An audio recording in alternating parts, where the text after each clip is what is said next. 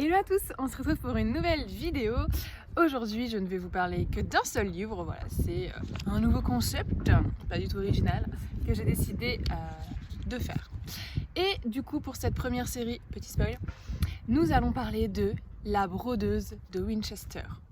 J'espère que je le dis bien. Prof d'anglais, si vous êtes là, n'hésitez pas à commenter pour me dire oui ça va ou non, pas du tout, arrête. Voilà, merci.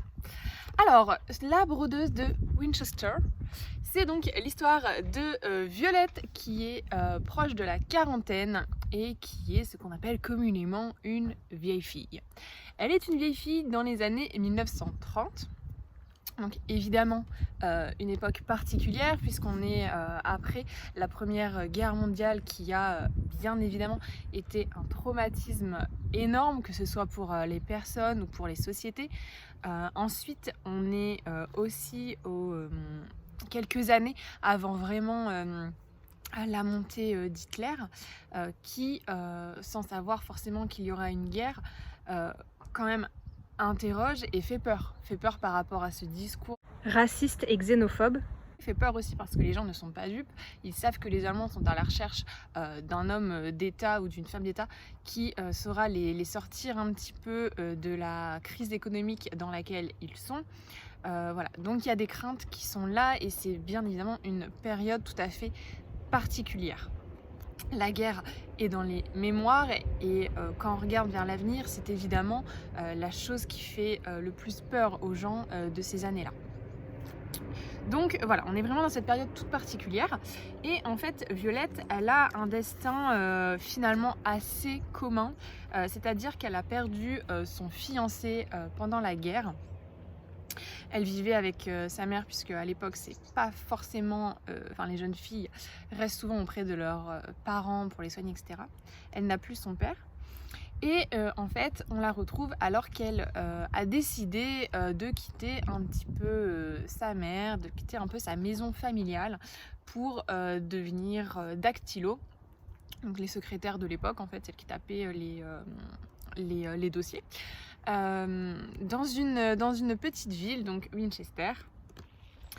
Et là, évidemment, elle est partagée, puisque d'un côté, elle est contente d'avoir, entre guillemets, pris son destin en main, de découvrir une nouvelle ville, d'avoir un travail, de plus être la personne qui doit s'occuper de sa mère, qui est franchement pas une femme hyper sympa, on va se le dire, qui est quelqu'un qui est très ronchon, très exigeant, etc. etc. Mais Violette se sent un petit peu seule, puisque elle n'a pas forcément d'amis là-bas. C'est comme aujourd'hui finalement quand on arrive dans une nouvelle ville, qu'on connaît personne, que vous êtes deux à partager un bureau au travail, forcément c'est pas simple. Et donc un jour un peu par hasard, elle va aller, alors je ne sais plus si c'est une église ou une cathédrale, mais en tout cas dans l'édifice religieux de Winchester, et elle va y croiser des brodeuses, donc c'est-à-dire tout un groupe de femmes qui brodent des coussins. Et du coup, il y a un peu cette idée où en fait ces coussins sont faits à un moment T et ils sont censés durer pour des années, des décennies, peut-être avec un peu de chance, un siècle.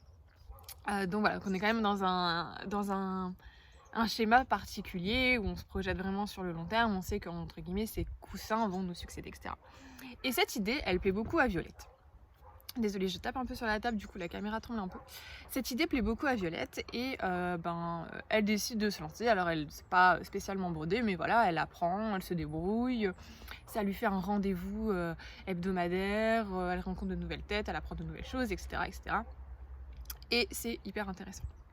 Voilà un peu pour l'histoire. Alors, je vais pas vous en dire plus évidemment pour ne pas spoiler. J'ai un cœur au fond de moi. Mais ce que je peux vous dire, sans rien révéler, c'est que j'ai beaucoup aimé ce livre parce que déjà j'ai trouvé qu'inscrire une histoire dans cette période-là était ultra intéressant pour les raisons que j'avançais en début de vidéo. C'est-à-dire que voilà, dans cette période d'entre-deux, mais d'entre-deux c'est parce que nous on a le recul, parce que nous on sait ce qui s'est passé.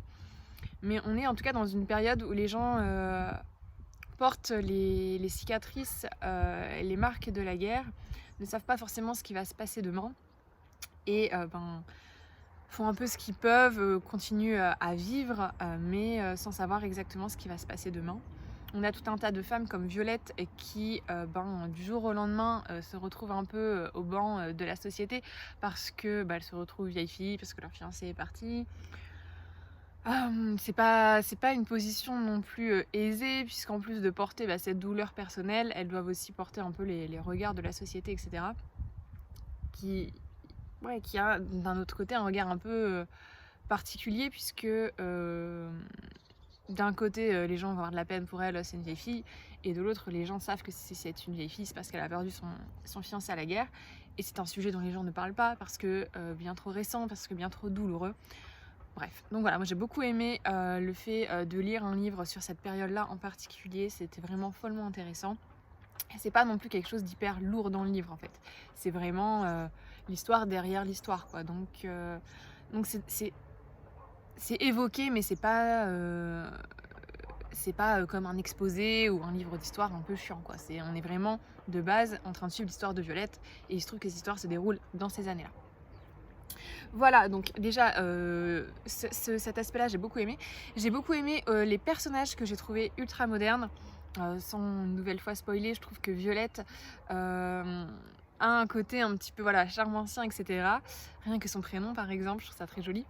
Et en même temps a un côté extrêmement moderne, même si est-ce que c'est vraiment moderne ou est-ce que c'est pas juste qu'on parle plus de choses aujourd'hui alors qu'on en parlait moins hier. La question est posée. Donc voilà, tout un tas de personnages aussi, excepté Violette, qui sont ultra intéressants et qui permettent un petit peu de remettre les points sur les i, qui permettent de montrer que les époques d'hier n'étaient pas des époques si éloignées de la nôtre au niveau des mœurs par exemple. Donc voilà, ça c'est hyper intéressant. Et puis j'ai beaucoup aimé la soif de liberté de Violette, qui est une femme qui va aussi partir à l'aventure toute seule, qui se débrouille avec ses petits moyens, ses petits bouts de chandelle, etc. Et qui a soif de découverte, qui a soif d'indépendance, sans pour autant vouloir être isolée, etc. Donc voilà, j'ai beaucoup aimé ce livre pour ces raisons. Alors, c'est pas un page turner, donc il m'est arrivé de le poser, de le laisser quelques jours et de le reprendre. Et pour le coup, je trouve que ça fonctionne assez bien, qu'on arrive facilement à reprendre le fil de l'histoire. Et du coup, voilà, moi ça m'a vraiment permis de le lire un peu par à coup, mais en ayant toujours en tête l'histoire, sa progression, etc. On perd pas trop le fil. Voilà ce que je peux vous dire pour ce livre. Alors je sais que je l'ai pas mal vu passer à un moment, donc je pense qu'il y a dû y avoir peut-être une lecture commune ou quelque chose comme ça. En tout cas, si vous l'avez lu, n'hésitez pas à me dire ce que vous en avez pensé. Et si vous l'avez pas lu, n'hésitez pas à le feuilleter, à lire quelques pages à l'occasion. Et je suis sûre que vous allez, sur le long terme, accrocher avec Violette et son histoire. Je me dépêche de vous dire au revoir alors que les cloches sonnent, je pense, la demi. Ce qui est une fin assez chouette de cette vidéo, puisque dans les livres, il est aussi question de sonneur de cloche. Voilà, je vous en dis pas plus et je vous dis à très bientôt.